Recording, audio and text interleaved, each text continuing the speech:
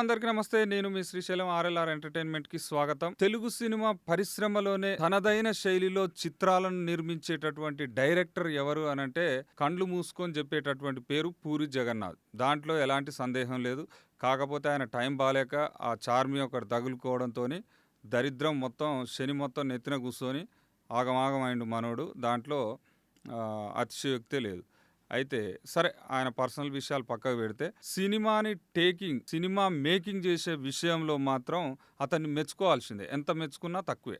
ఎందుకనంటే ఒక పోకిరి తీసుకోండి, ఒక బుజ్జిగాడు మేడ్ ఇన్ చెన్నై తీసుకోండి, మన బిజినెస్ మ్యాన్ సినిమా కావచ్చు, టెంపర్ సినిమా కావచ్చు, అస్సలు హీరోని ఏ రేంజ్లో చూపిస్తాడంటే అసలు మామూలుగా ఉండదు కథ. ఇక అసలు హీరోని మాసులకే మాస్ మహారాజులాగా చూపించాలంటే దాంట్లో 100% సక్సెస్ అయినటువంటి డైరెక్టర్ ఎవరంటే పూరి జగన్నాథ్. మన రవితేజని అసలు మామూలు కోణం కాదు. అసలు రవితేజకి ఈరోజు ఒక బ్రాండ్ క్రియేట్ అయ్యిందంటే ఇడియట్, మన ఇట్లు శ్రావణి సుబ్రహ్మణ్యం కావచ్చు, ఇట్లా చెప్పుకుంటూ పోతే చాలా సినిమాలు పూరి జగన్నాథ్.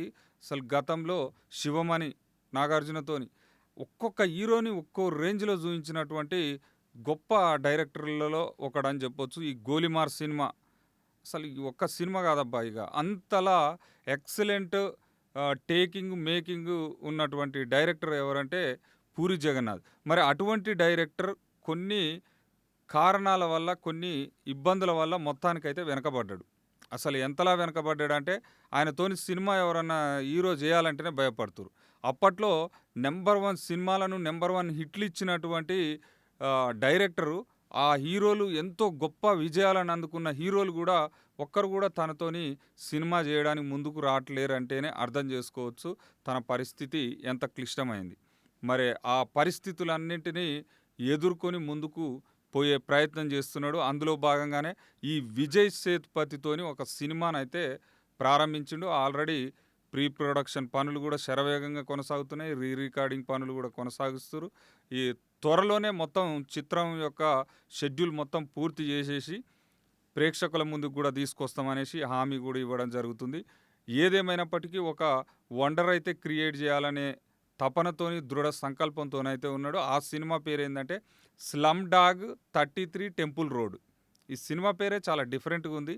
అంటే మొత్తానికైతే ఈ టైటిల్ నేమ్ చూస్తుంటే ఏంది, రోడ్ నెంబర్ 33లో టెంపుల్ ఉంటుందా అన్న ఆలోచన ఉన్నది. ఏది, స్లమ్ డాగ్ ఏరియాలో రోడ్ నెంబర్ 33లో టెంపుల్ ఉంటుంది. ఆ టెంపుల్ పక్కన ఈ బెగ్గర్ క్యారెక్టర్ ఉంటుందా మరి ఏందో చూడాలి. మొత్తానికైతే సంథింగ్ మన పూరి జగన్నాథ్ ఏది చేసినా ఒక కొత్త కోణంలో కొత్త ప్రయోగం చేయడంలో ఎక్స్పర్ట్ కాబట్టి అందులో భాగంగానే మన విజయ్ సేతుపతిని కూడా చాలా చక్కగా చూపిస్తాడు, డిఫరెంట్ లుక్లో చూపిస్తాడు అనేసి పూరి జగన్నాథ్ అభిమానులు అయితే 1000 కళ్ళతో ఎదురు చూస్తారు.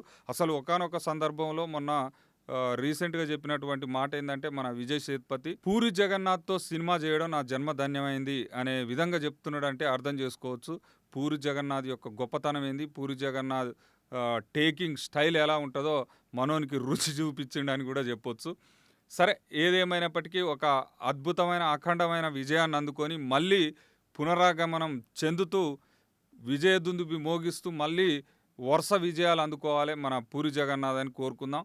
ఇంకొక విషయం ఏంటంటే ఈ చార్మీని ఎంత తొందరగా వదిలించుకుంటే అంత మంచిది నాయన అనేసి నెటిజన్లు అయితే చెప్తున్నటువంటి సందర్భం. చూస్తూనే ఉండండి ఆర్ఎల్ఆర్ ఎంటర్టైన్మెంట్ని. సబ్స్క్రైబ్ చేసుకోండి, షేర్ చేయండి, కామెంట్ పెట్టండి. Thank you so much.